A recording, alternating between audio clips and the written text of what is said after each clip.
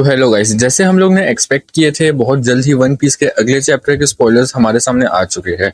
और भाई ये चैप्टर बहुत ज्यादा इंपॉर्टेंट लगा मुझे, क्योंकि बहुत लोग ये कंप्लेन कर रहे थे कि बोनी को गियर 5 मिल गया, लूफी का हक था उसमें, इतने सालों की मेहनत बर्बाद हो गई उसकी। तो नहीं, इस चैप्टर में कुछ ऐसा हुआ है जिससे देखकर आप लोग को भी थोड़ा सा सेटिस्फेक्शन मिलेगा। तो चलो समझते हैं वन पीस के चैप्टर 1119 के स्पॉयलर्स को।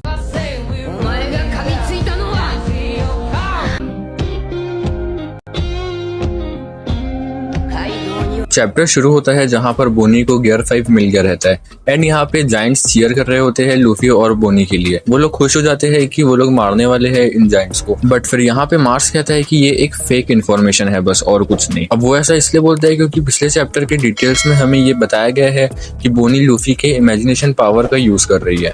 अब मार्स ये बोल के लूफी के ऊपर अटैक करता है। फिर उसके बाद लूफी खुद को ट्रांसफॉर्म कर लेता है जायंट बलून के अंदर। फिर उसके अंदर से ये सबको बताता है कि ये जो गोरोसे है ये इमॉर्टल है। वो खुद प्रूफ है इस चीज का, क्योंकि उसने ये चीज को देख चुका है। फिर लूफी वही सबको समझा रहा होता है कि तुम जितना इससे भिड़ोगे उतना बेकार है, कोई मतलब का नहीं है ये चीज। तो इससे अच्छा यही है कि तुम इसको उड़ा के कहीं दूर फेंक दो, तो ये हमसे दूर चला जाएगा और दूर रहेगा तो हम निकल भी पाएंगे फिर आराम से। फिर उसके बाद लूफी, सांजी, बोनी और फैंकी ये चारों लोग मिलके एक साथ कंबाइंड अटैक करते हैं, जिससे ये लोग मार्स को उड़ा भी देते हैं। फिर इसके बाद भाई फाइनली एशियन जायंट रोबोट उठ जाता है और साथ में ही अब डेंडेन मुशी भी उठ चुका है। डेंडेन मुशी उड़ गया है, यानी अब वापस से वेगापंक का मैसेज चालू होने वाला है। मैसेज फाइनली स्टार्ट हो जाता है और अब वेगापंक पिछले 2 चैप्टर से बोल रहा था कि उसको कुछ डी क्लैन के बारे में कुछ बताना है। फिर धीरे धीरे वेगापंक का मैसेज आते रहता है। पिछले चैप्टर में वेगापंक ने जैसे बोला था for amongst you guys that name is, और उसी को कंटिन्यू करता है इसी चैप्टर में। वो कहता है जिनके नाम के अंदर डी वर्ड आता है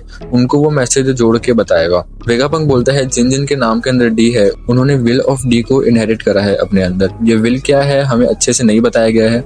वो ये भी बोलता है कि वो होप करता है इस चीज को पास डाउन किया जाएगा। यहाँ पे लिखा हुआ है कि ही होप्स इट्स पास डाउन, यहाँ पर ही शायद वेगापंक हो सकता है। फिर हमें फिर से वही दुनिया के रिएक्शन दिखाए जाते हैं। फिर हम वापस आते हैं, लूफी फाइट कर रहा होता है जुपिटर से, बाकी एल्डर्स भी आ चुके हैं और वर्क्यूरी वहां पे एल्बफ के शिप के ऊपर हमला कर चुका है। बोनी अब अपने रूप में आ जाती है। हाँ, बोनी वापस से एक किड में वापस आ जाती है। फिर हम देखते हैं कि एशियन रोबोट के फ्लैशबैक में जॉय बॉय की वॉइस सुनाई आती है। जॉय बॉय कहता है Emeth when the time arrives you must, और यहीं पे ये छोटा सा फ्लैशबैक खत्म होता है। यहाँ पे जॉय बॉय एशियन रोबोट को एमेथ कहता है। वो कहता है कि अगर टाइम आया तो तुमको कुछ करना पड़ेगा।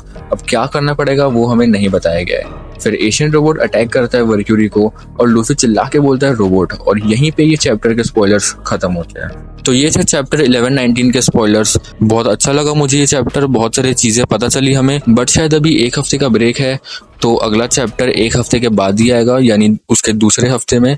तो इस वीडियो के लिए बस इतना ही, बाकी मिलते हैं अगली वीडियो में किसी नए टॉपिक के साथ। तब तक के लिए बाय बाय।